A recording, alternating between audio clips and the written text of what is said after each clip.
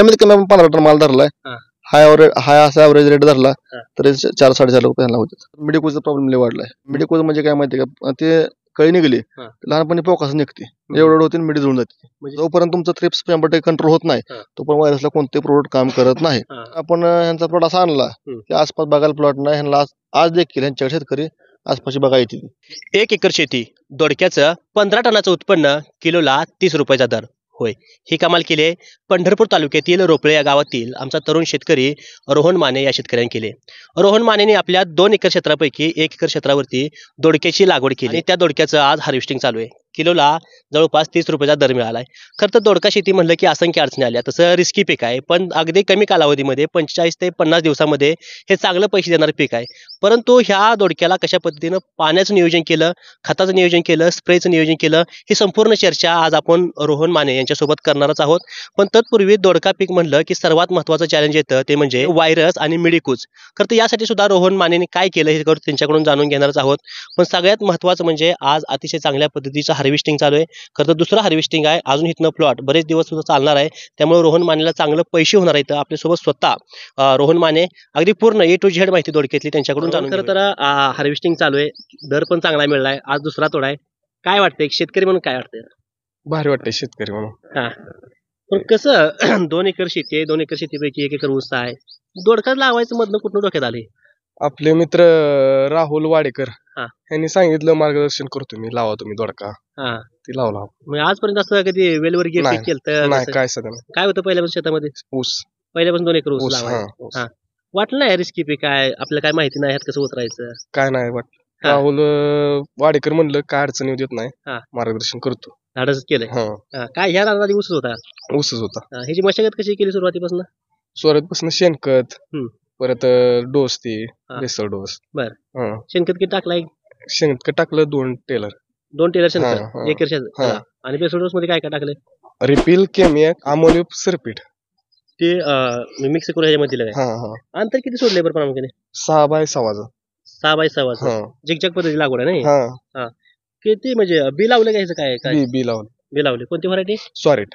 स्वराजची variety. बरं, प्रामुख्याने किती दिवस झाले आज याला पूर्ण? आज 50 दिवस पूर्ण झाले. 50 दिवस पूर्ण झाले. बरं, तर यामध्ये पाण्यात सुद्धा चॅलेंजिंग अतिशय महत्वाचं असतं. या पाणी जास्त पण होऊन चालत नाही आणि कमी पण होऊन चालत नाही. कसं केलं दोडक्याला पाण्याचं नियोजन, कसं केलं तुम्ही? पाणी रोज 1 तास, रोज 1 दिवसाड 1 दिवसाड 1 तास. हा. हा. असं पाण्यात काय विशिष्ट टाइम ठरला असायचा काय का? सण नाही. हा. हा. जसे कसे हा, दिवसात 1 दिवसाड 2 दिवसाड द्यायचं पाणी. हा. बरं, आता माल कुठं चाललाय? आला आता हे हैदराबादला. बर, हैदराबादला माल चाललाय. खरं तर संपूर्ण नियोजन, शेतकरी जरी बोलायला कमी असला तरी पण कष्ट मात्र अफाट आहे. कारण एवढं मोठं उत्पन्न रिस्की पीक आपल्या शेतामध्ये घेतलंय. माहिती नाही, अनुभव नाही, पण खरं तर उतरायचं काहीतरी पारंपरिक शेतीला बगल देत एक आधुनिक पद्धतीची शेती किंवा वेगळं वेलवर्गीयकडे वळलं पाहिजे, अशा भावनेतून आमचे मित्र या ठिकाणी गेले. टायर दुकान आहे ना आपलं? काय काय देत असते? पूर्ण टायर नवीन. हा, रोपड्यामध्येच. हा, हार्डवेअरचं. बर, अगदी दुकान सांभाळ शेती करतात. खरं तर याचं पूर्ण A to Z नियोजन केले राहुल वाडेकर आपल्या सोबत आहेत. खरं तर टेक्निकल माहिती आपण त्यांच्याकडून, शेतकऱ्याकडून बोलत असताना त्यांनी सांगितलं की अगदी लागवड अतिशय चांगल्या पद्धतीत झाली, आता हार्वेस्टिंग चालू आहे, शेतकरी समाधानी.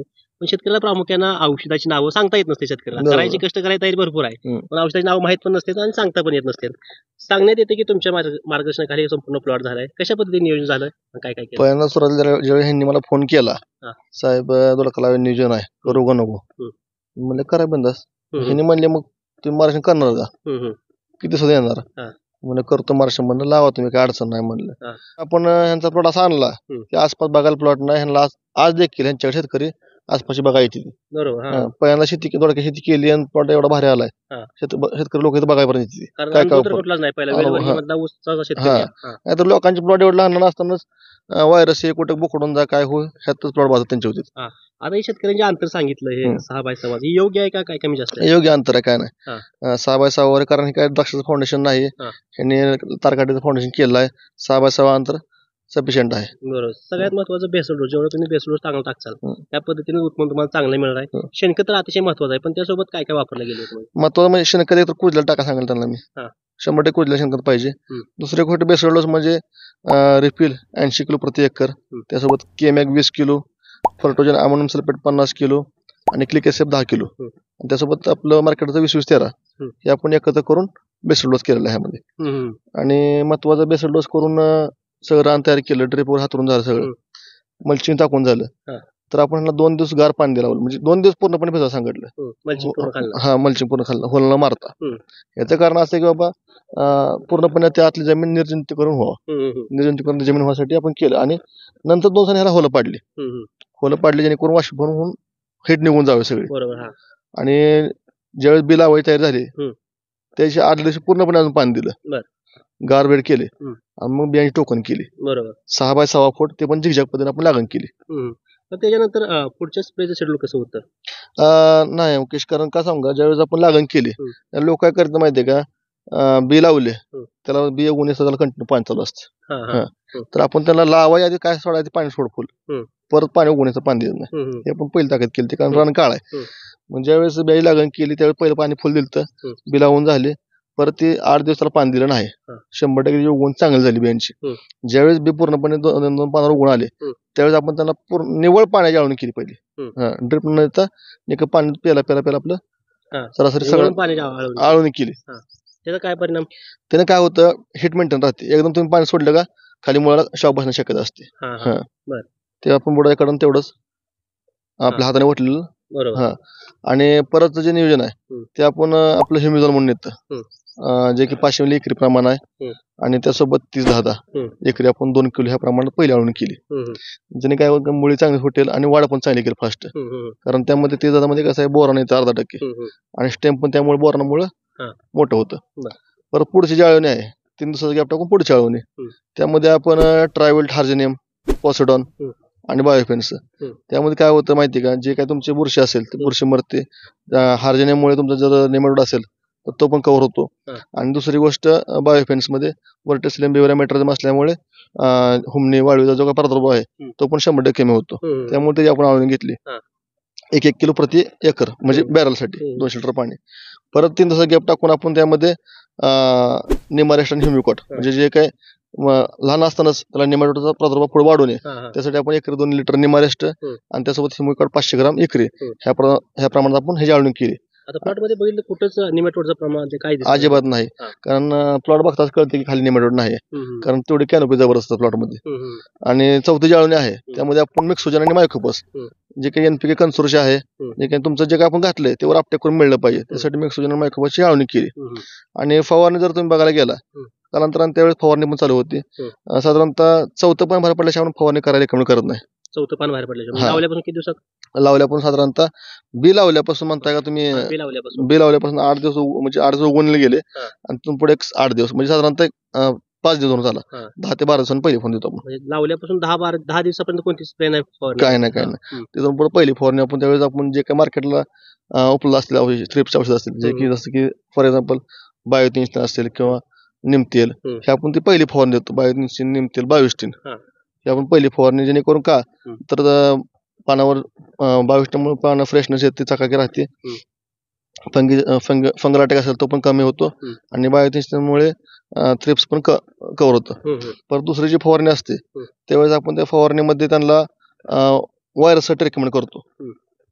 व्हायरसला मार्केटला कुठलं औषध अवेलेबल नाही, म्हणजे तर कंपन्या, भरपूर कंपन्या म्हणतात आमचं हे व्हायरस हा माहिती, पण अजिबात व्हायरसला कोणते प्रोडक्ट काम करत नाही. जोपर्यंत तुमचं थ्रिप्स 100% कंट्रोल होत नाही तोपर्यंत व्हायरसला कोणते प्रोडक्ट काम करत नाही. त्यासाठी आपण आधीच प्रिव्हेंटिव्ह मध्ये त्यांना आपण मार्केटला जे काय सोलोमन असेल, म्हणजे थ्रिप्ससाठी औषध आहे बाहेर कंपनीचं, ते सोलोमन, त्यासोबत आपलं माणसाचं सिक्वेस्ट प्रो 1 ग्रामनी, सोलोमन 1 मिलीने, आणि ह्युमिडॉन जे की कार्बोहायड्रेट, प्रोटीन्स, अॅमोनो, फुलविक एकत्र आहे, ते आपण अर्ध्या ग्राम रेकमेंड करतो.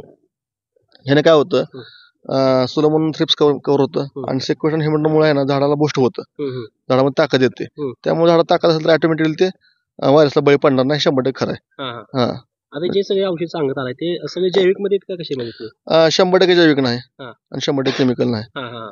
म्हणजे एक 70% आपण जे काय खालून आपण सप्लाय देतो झाडांना ते आपण जवळपास 70% जैविकच करतो, 30% रासायनिक करतो. आणि वरून स्प्रे मधून जे काय रेग्युलर कीटकनाशक वगैरे आहेत मार्केटचे ते आपल्याला घ्यावं लागतं. तर या बागेमध्ये, या वेलवर्गीमध्ये मोठ्या प्रमाणात सेटिंग चांगली झालेली, अजून सुद्धा पाठीमागे चांगली सेटिंग व्हायला लागली, चांगल्या कळ्या त्या ठिकाणी त्यासाठी काय करायला लागते? त्यासाठी आपण खालून आपल्या कंपनीचं जे काय फॉस्फोक्लिक असेल म्हणजे फॉस्फरस वाढवणारे बॅक्टेरिया आहे ते आपण देतो.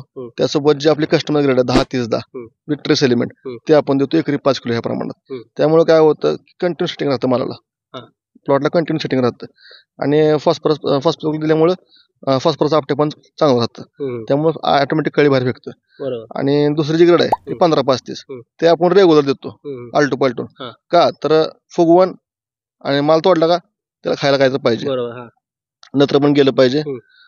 15-5 म्हणजे काय नत्र 15%, 5% फॉस्फरस आणि 30% पोटॅश. त्यामुळे काय होतं फुगवण बी होते आणि शेंडा पण चालू होतो कंटिन्यू. त्यासाठी आपण 10-30 आणि 15-5-30 ह्या 2 ग्रेड आपण आलटू पालटून कंटिन्यू देतो. बरोबर. तर तो दोडक्याचं एवढं लांब दोडका आपण बघायला मिळतोय, अजून बरीच झाडं बघितली तर अजून ह्याच्यापेक्षा लांब काय काय दोडका येतं. हो, त्यासाठी लांबी योग्य आहे का कमी जास्त पाहिजे? नाही भरपूर झाली लांबी याची. हा. लांबी भरपूर आहे, काय अडचण नाही.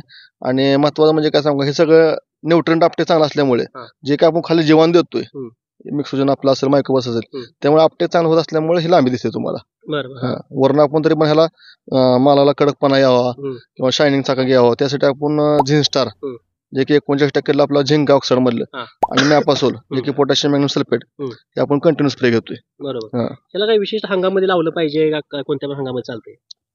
कसं आहे सांगू, ही आता नगदी पीक आहे ती, पैसे करून घ्यायची पीक आहे ती. ज्यावेळेस ही 12 महिने चालतं, 12 महिने लावतात शेतकरी. पण पावसाळ्यात लावलं तर उत्तम प्लॉट अजून सुंदर दिसतो. बरोबर. स्प्रेचं किती दिवसाचं अंतर यामध्ये गॅप राहायचं आहे? साधारणतः एक 4 दिवसाचा गॅप स्प्रे मध्ये. 4 दिवसाला एक स्प्रे पडला इथं. प्रामुख्याने ह्याच्यावरती कोणते रोग येते ते प्रामुख्याने थ्रिप्स येतो. ते कसं ओळखायचं? थ्रिप्स म्हणजे पानाच्या पाठीमागे लहान किडे असतात, हिरवे किडे असतात किंवा तांबडे किडे असले तर ते आपण लाल कोळी म्हणतो. लाल कोळी येते, थ्रिप्स येतो, परत पांढरी माशी असते. आणि हे जर कंट्रोल नाही झालं तर ते पुरं व्हायरस म्हणतो आपण, लगेच पानं बोकडतात. मग आपण शेतकरी म्हणतो व्हायरस आहे, घ्या व्हायरस स्प्रे. हे किडेचं काय तसं राहिलं, तिकडे व्हायरस स्प्रे घ्यायचा परत रिझल्ट आला नाही, हा एक विषय होतो. दुसरी गोष्ट आहे त्यात मोठी समस्या म्हणजे ह्या वर्षात 2 वर्षात मिडिकोचा प्रॉब्लेम वाढलाय. मिडिकोज म्हणजे काय माहिती का, ते कळी निघली लहानपणी पोकास निघते, एवढं होते मिडी जळून जाते. म्हणजे सेटिंग चांगली लागते. सेटिंग होतं, सगळं होतं, एवढं सेटिंग होतं आणि जळून जाते पूर्णपणे. ते कशामुळे होतं? ते साधारणतः न्यूट्रन डेफिशियन्सी, योग्य न्यूट्रन न गेल्यामुळे तो प्रॉब्लेम येतो. बरोबर. तर आपण त्यासाठी आपण ते 100% कव्हर होत नाहीये. तुम्ही वर्ण फंगिसाइड किती मारा किंवा खालून ट्रिप मध्ये काय पण द्या, 100% ते कव्हर होत नाही. पण तरीही त्यावर आपण आपले प्रयत्न चालू आहेत. आपण त्याला रेग्युलर एक 8 दिवसाला हात घेतो, ते जवळपास 60-70% मॅनेजमेंट राहतं. पूर्ण नियोजन तुमच्या मार्गदर्शनाखाली झाले. सरासरी किती खर्च आला याला? मल्चिंग म्हणा किंवा बी म्हणा सगळा एक 60,000 गेला असेल. 60,000 पर्यंत खर्च आला. सरासरी काय उत्पन्नाच्या शेतकऱ्याला काय आश्वासन दिलंय का? नाही, आश्वासन द्यायची गरज नाही. त्यांना साधारणतः ह्या प्लॉट मध्ये कमीत कमी आपण 15 टन माल धरलाय. हाय असा ॲव्हरेज रेट धरला तरी 4-4.5 लाख रुपये होतात. 4.5 लाख 2 महिन्यामध्ये. 2 महिन्यामध्ये जरी खर्च सगळा वजा केला, लाख रुपये जरी खर्च वाढला तर 3 लाख रुपये प्रॉफिट मिळतात 2 महिन्यात. 2 महिन्यात अगदी कमी कालावधीमध्ये चांगलं पीक देणारं हे वेलवर्गीय पीक आहे. खरं तर वेलवर्गीयमध्ये आपण अनेक व्हिडिओ करतोय, पण हे दोडका अशा पद्धतीच्या व्हिडिओमध्ये खरं तर संपूर्ण माहिती तुम्हाला आजच्या व्हिडिओमध्ये बघायला मिळाली. उत्पन्न चांगलं मिळलंय, ॲव्हरेज महत्वाचं त्या ठिकाणी चांगलं मिळेल आणि फळ जर तुम्ही बघितलं तर अतिशय लांब हे त्या ठिकाणी फळाची साईज पण झाली आहे. सर्वात महत्त्वाचं म्हणजे ह्याच्यावरती जे व्हायरस असतो आणि ते लिकोज ह्या समस्येपासून शेतकऱ्यांना त्या ठिकाणी सुद्धा उपाययोजना या अशा व्हिडिओमध्ये तुम्हाला बघायला मिळाल्या. खरं तर शेतकऱ्यांनी पहिल्याच प्रयत्नामध्ये अशा पद्धतीने चांगलं उत्पन्न ह्या दोडक्यामधून घेतल्यामुळं शेतकरी सुद्धा समाधानी आहे. हार्वेस्टिंग सुद्धा आपल्या पाठीमागे त्या ठिकाणी चालू आहे. खरं तर अशा पद्धतीचं उत्पन्न या शेतकऱ्याला मिळाल्यामुळं खरं तर सांगण्यात येते की संपूर्ण मार्गदर्शन वाडेकर साहेबांनी केले. तर तुमचं दोघांसुद्धा आभार आहे, कारण आमच्या प्रेक्षकांना अतिशय महत्त्वाची माहिती आजच्या व्हिडिओच्या माध्यमातून तुम्ही दिले. खरं तर अशीच आपल्याला जर नवनवीन व्हिडिओ बघायचे असतील, शेतीविषयी व्हिडिओ बघायचे असतील तर आताच महाराष्ट्र माझाला सबस्क्राईब करा. धन्यवाद.